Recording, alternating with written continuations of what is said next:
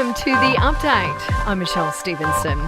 Well, a Sydney court has heard a woman had to bite former TV star Andrew O'Keefe to break free after she was allegedly punched and choked in his city apartment. The former game show host will spend the weekend behind bars after being arrested in the early hours of yesterday morning.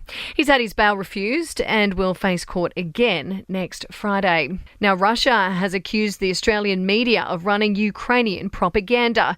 It's over escalating tensions between the two nations. Russia's ambassador to Australia, Alexei Pavlovsky, says reporting has been unkind to Russia. Australians definitely are entitled to more meaningful understanding of the situation than comic book style propaganda like Batman versus Joker. The PM is brushing off a pretty tense exchange between himself and the former Australian of the Year. Grace Tame visibly snubbed Scott Morrison at an event in Canberra earlier this week, but he says he wasn't fazed. Renewable energy is making up a record share of electricity generation in Australia. Large-scale wind and solar, along with hydropower, accounted for 34.9% of generation in the last 3 months of the year.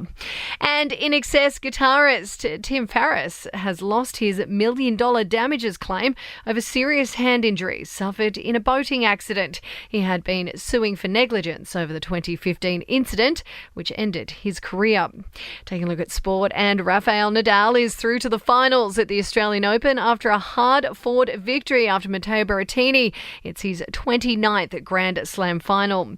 And Steph Gilmore has tested positive to COVID, but she's expected to compete at the World Surf League season opener in Hawaii beginning on Monday.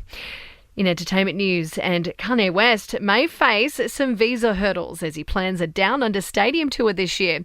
The 22-time Grammy winner has previously likened vaccines to the devil's work, with officials saying he must follow the rules to come into our country. Meantime, Kourtney Kardashian has been snapped showing off her curves in a pretty sheer mini dress. The reality star working through the sexy lingerie for a photo shoot. And Jason Momoa is apparently living in a van outside a friend's house following his shock divorce from Lisa Bonet, the Aquaman star papped emerging from the luxury RV. And that's the latest from the Nova Podcast news team. We'll see you tomorrow morning for another episode of The Update. I'm Michelle Stevenson.